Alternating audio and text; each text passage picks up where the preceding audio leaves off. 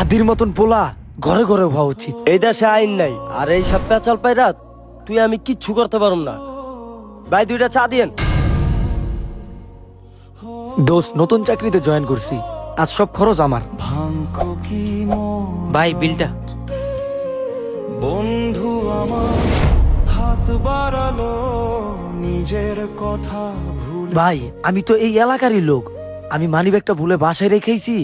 বড় লোক সাথে খাইতে হয় বরস, পকেটের টাকা নাই খাইতে হসকে, আবার নীতির বয়ান দেশ।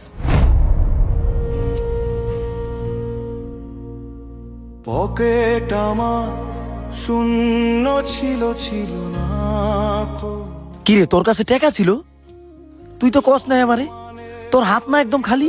টাকাটা আমার বোনের ওষুধের জন্য রাখছিলাম, কিন্তু আজ যদি তোর বিলটা না দিতাম ওই লোকগুলোর সামনে তোর সম্মানটা ধুলোয় মিশে যেত। বোনের ওষুধ কালকে না যাবে, কিন্তু বন্ধুর সম্মান একবার গেলে আর ফিরে পাওয়া যাবে না। আমি তোরে ভাবছিলাম তুই গরিব, কিন্তু আজকে বুঝলাম তোর মতন বড় লোক এই দুনিয়াতে কেউ নাই। টাকা দিয়ে মানুষের শুধু অবস্থান বোঝা যায় বন্ধু, কিন্তু মানুষের অস্তিত্ব বোঝা যায় বিপদের দিনে তার ত্যাগের গভীরতা দেখে।